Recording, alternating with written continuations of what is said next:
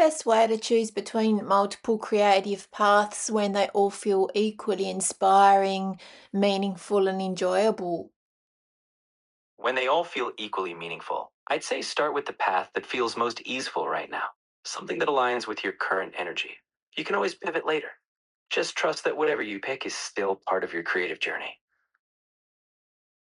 What about when we feel like we might be missing out, though, on making progress on the other avenues, or that other people might sort of jump in and take our ideas? I get that. It's natural to feel that tug. But remember, your perspective is unique. Others might have similar themes, but they can't replicate your voice or your way of creating. If you focus on one thing now, you'll gain momentum, and those other ideas will still be there when the time is right. Is there any way to tell if we're genuinely inspired by something or just chasing the idea of it? A good clue is how it feels when you're actually doing it. When you're inspired, even the mundane steps have a certain pull. If it's just the idea of it, you might find yourself procrastinating or feeling like you're performing. So check in with how it feels once you're in the flow. Can sometimes just choosing one path create unnecessary pressure on ourselves? Absolutely. It can feel like you're locking yourself in, but think of it more like choosing a starting point, not a permanent contract. You're simply giving one path the attention it needs to blossom. If it doesn't, you can shift. The key is releasing the pressure to get it all right and trusting that each step informs the next. Yeah, and I guess learning how to enjoy the steps, because that's the main bit of being successful, I guess, enjoying, because then that's allowing good things, including money. Exactly. When you genuinely enjoy the process, you create from a place of authenticity and flow. That joy tends to resonate with others, and yes, the practical rewards like money often follow. Success isn't just the outcome, it's also how you feel along the way.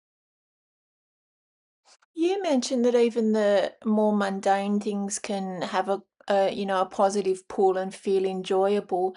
But what if the more mundane things really do start to feel mundane, but you still really do enjoy the creative aspect of it? That's totally normal. Even the most passionate creator has to handle some less thrilling bits. When that happens, try to reframe them. See them as small steps that enable your creative moments. You can also break them up or pair them with something pleasant, like your favorite music. It's about balancing the joy of creating with the little tasks that make it possible. Oh yeah, thanks. How much should practicality and financial potential influence creative decisions compared to passion and inspiration? Like, how realistic should we try and be? It's a dance between both. Passion gives your work meaning, but practical considerations keep you sustainable. It's not about sacrificing one for the other, it's finding a mix. Sometimes you lead with passion, then figure out the practicals, or sometimes you choose a project that's both inspiring and has potential. The sweet spot is where both align, step by step. Can overthinking the right choice sometimes stop us from simply starting and allowing clarity to unfold naturally? Absolutely. Overthinking can be like quicksand, right? But once you start, you create momentum. Action brings clarity. Even if you shift course later, starting is what helps you discover what truly resonates. So sometimes the best choice is simply to begin. And what happens if we do begin but we don't really feel like we're getting any clarity? Is it just because we're trying to find clarity too soon and we need to give it a lot more time? Sometimes, yes, clarity can be a slow companion. If you're still in motion but the fog hasn't lifted, it might mean you're in the messy middle. Give yourself permission to experiment without immediate answers. Over time, with consistent action, patterns emerge, and clarity tends to meet you along the way.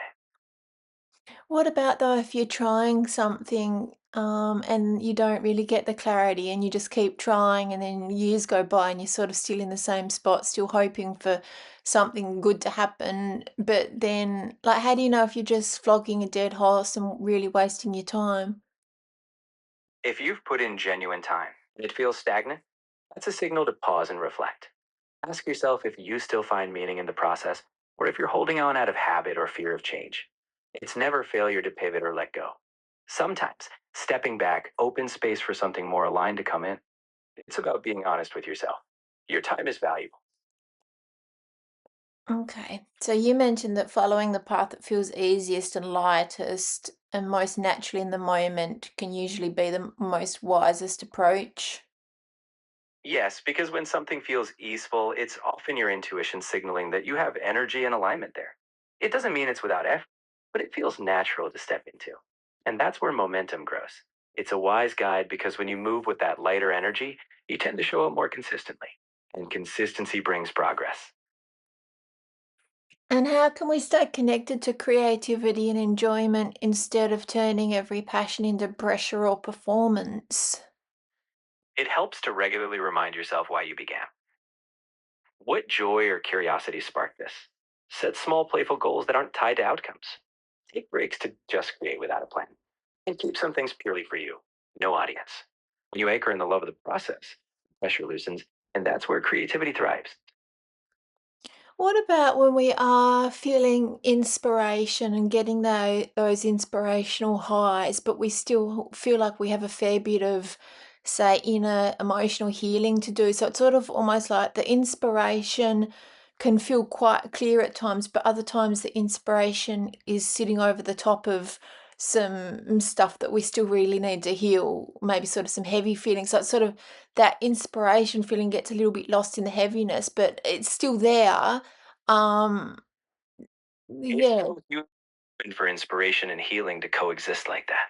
When the heaviness comes up, it's okay to honor it. Give yourself space to feel it. Know that inspiration doesn't disappear, it's just waiting. Healing and creativity can fuel each other. So get gentle with yourself. When the heaviness lifts, that inspiration will feel even more grounded and rich. Yeah, that's true, and sometimes the inspiration can really contrast with the healing that we still need to do. It can really it's sort of like the high and the low at the same time. Exactly. It's like you're holding both ends of the spectrum. And that's okay. The contrast can actually give your creativity depth. Those highs can remind you of what's possible, while the lows offer wisdom. When you're gentle with both, you create from a place that's deeply real. And that's where the magic is. Hopefully that's given somebody some, clarity on taking action on their inspiration.